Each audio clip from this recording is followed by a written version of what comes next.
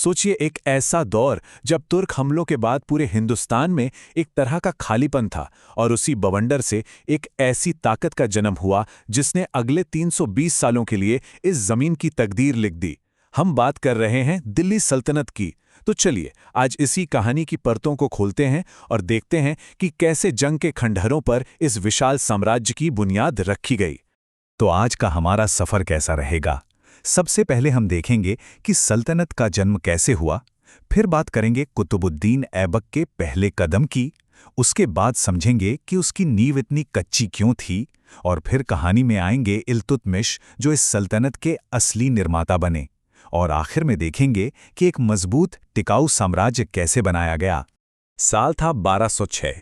मोहम्मद गोरी की मौत हो चुकी थी और उसका फैला हुआ साम्राज्य अब एक तरह से लावारिस था। हिंदुस्तान में जो इलाके उसने जीते थे वो अब उसके सबसे काबिल कमांडरों के हाथ में थे। ये वो गुलाम सेनापति थे जो अब अपनी किस्मत खुद लिखने के लिए आज़ाद थे, और यहीं से हिंदुस्तान के इतिहास का एक बिल्कुल नया चैप्टर शुरू होता है।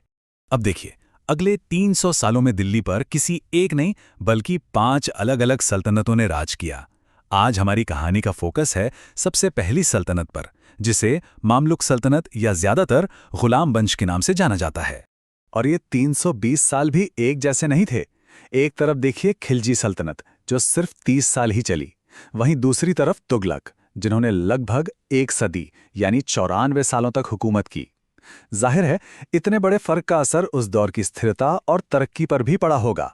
तो उस वक्त जब सत्ता का केंद्र खाली था, इस खींचतान के बीच एक नाम सबसे आगे आया, कुतुबुद्दीन ऐबक। वो दिल्ली में गौरी का सबसे भरोसेमंद जनरल था। तो जाहिर है इस सुनहरे मौके को भुनाने और दिल्ली सल्तनत के पहले राजवंश की नींव रखने के लिए वो बिल्कुल सही जगह पर सही वक्त पर मौजूद था। लेकिन एक मिनट, गुलाम वंश ये नाम थोड़ा अजीब नहीं है? क्या इसका मतलब ये हुआ कि इसके सुल्तान एक पूरे साम्राज्य पर राज करते हुए भी किसी के गुलाम थे? चलिए इस दिलचस्प सवाल की तह में चलते हैं। तो सच ये है कि इस वंश के 11 सुल्तानों में से सिर्फ 3, सिर्फ 3 ही ऐसे थे जो अपनी जिंदगी में कभी गुलाम रहे थे, ऐबक, इल्तुतमिश और आगे चलकर बलबन। लेकिन कमाल की बात तो ये है कि यही वो 3 लोग थे जिन्होंने सल्तनत को उसकी असली शक्ल और ताकत दी। इसीलिए आज के इतिहासकार गुलाम वंश की जगह मामलुक शब्द इस्तेमाल करना बेहतर समझते हैं। मामलुक का मतलब होता है वो जिस पर किसी का स्वामित्व हो।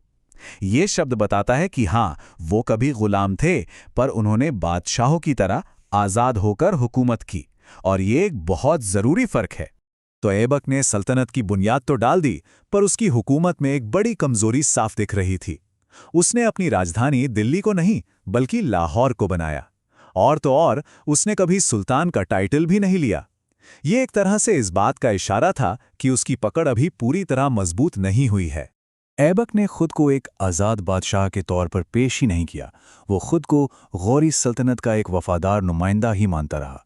उसके टाइटल्स देखिए, मलिक, सिपाही सलार, उसने अपने नाम के सिक्के तक नहीं चलाए। ये सब एक अधूरी ताकत की निशानियां थीं, और इसी वजह से नई नई सल्तनत बहुत नाजुक हालत में थी। सिर्फ 4 साल और ऐबक की हुकूमत का एक बहुत ही अचानक और नाटकीय अंत हो गया। सल्तनत अभी ठीक से अपने पैरों पर खड़ी भी नहीं हुई थी कि उस पर एक गहरा संकट आ गया। और देखिए विडंबना, ऐबक की जान किसी जंग में नहीं गई, बल्कि चौगान यानी आज के पोलो जैसा खेल खेलते हुए घोड़े से गिरकर उसकी मौत हो गई। इस एक अजीब से हादसे ने सल्तनत को एक ऐसे मोड़ पर लाकर खड़ा कर दिया जहां से उसका भविष्य धुंधला नजर आ रहा था। ऐबक की मौत के बाद जो खालीपन आया, उसे भरने के लिए लाहौर के अमीरों ने जल्दबाजी में आराम शाह को गद्दी पर बिठा दिया। लेकिन वो एक कमज़ोर और नाकाबिल शासक था। उसके सिर्फ 8 महीने के राज ने ऐबक की सारी मेहनत पर पानी फेरने का काम किया, और दिल्ली में बैठे तुर्क अमीर ये सब देख रहे थे, और उन्होंने उसे हटाने का फैसला कर लिया। और इसी नाजुक मोड़ पर कहानी में एंट्री होती है इल्तुतमिश की। वो इस संकट का जवाब था, वो शख्स जिसने ऐबक की रखी उस कच्ची नींव को एक मजबूत और शानदार इमारत में बदल दिया। जरा ऐबक और इल्तुतमिश के बीच का ये फर्क देखिए, सारी बात साफ हो जाती है। जहां ऐबक लाहौर से हुकूमत करता रहा, वहीं इल्तुतमिश ने जानबूझकर राजधानी दिल्ली को बनाया। जहां ऐबक मलिक जैसे टाइटल से ही खुश था, वहीं इल्तुतमिश ने सुल्तान का खिताब अपनाया। ये एक साफ ऐलान था कि अब एक नई सेंट्रल पावर का दौर शुरू हो चुका है। इल्तुतमिश ने एक के बाद एक फैसलेकुन जीत हासिल की। 1211 में आराम शाह को हराया। 1217 तक उसने अपने सबसे बड़े दुश्मनों यल्दौज और कुबाचा दोनों को शिकस्त दे दी और इन सब पर मोहर लगी 1229 में, जब बगदाद के खलीफा ने उसे सुल्तान के तौर पर मान्यता दे दी। ये उसकी आज़ाद हुकूमत का सबसे बड़ा सबूत था। तो अब जब सारे दुश्मन रास्ते से हट गए, इल्तुतमिश ने अपना पूरा ध्यान उस काम पर लगाया जिसके लिए इतिहास उसे याद करता है। वो काम था एक ऐसा साम्राज्य बनाना जो वक्त की मार झेल सके। उसने सल्तनत की नींव नहीं बल्कि वो मजबूत पिलर खड़े किए जिन पर यह सल्तनत सदियों तक टिकी रही। उसकी समझ का सबसे बड़ा उदाहरण था इक्ता सिस्टम। ये क्या था? आसान भाषा में उसने साम्राज्य को जमीन के अलग अलग हिस्सों यानी इक्तों में बांट दिया और ये इक्तें नॉबल्स और अफसरों को उनकी तनख्वाह के बदले दिए जाते थे। ये एडमिनिस्ट्रेशन चलाने और टैक्स इकट्ठा करने दोनों का एक बहुत ही शानदार तरीका था। अपनी ताकत को और मजबूत करने के लिए उसने बनाया तुर्काने चहलगानी यानी 40 का दल। ये उसके 40 सबसे वफादार तुर्क गुलाम अमीरों का एक ग्रुप था जो उसके प्रशासन की रीढ़ की हड्डी बन गया। लेकिन यही ताकतवर ग्रुप आगे चलकर उसके वारिसों के लिए एक दोधारी तलवार साबित होने वाला था। और हाँ, एक मजबूत सल्तनत के लिए एक मजबूत इकोनॉमी भी चाहिए। इल्तुतमिश ये जानता था, इसीलिए उसने सल्तनत के पहले स्टैंडर्ड सिक्के चलाए, चांदी का टंका और तांबे का जीतल। इस एक कदम ने न सिर्फ इकोनॉमी को स्थिर किया बल्कि पूरे साम्राज्य में व्यापार को बहुत आसान बना दिया। सब कुछ ठीक चल रहा था, सल्तनत मजबूत हो रही थी, लेकिन तभी मध्य एशिया से एक ऐसा तूफान उठ रहा था जिसकी आहट ने पूरी दुनिया को दहला दिया था। हम बात कर रहे हैं चंगेज खान की। वो सिर्फ एक हमलावर नहीं था, वो एक कुदरती आफत की तरह था। उसकी फौजों ने एशिया से लेकर यूरोप तक बड़ी बड़ी सल्तनतों को ताश के पत्तों की तरह बिखेर दिया था। उसका फलसफा बहुत साफ था, एक इंसान के लिए सबसे बड़ी खुशी अपने दुश्मनों को हराने में है।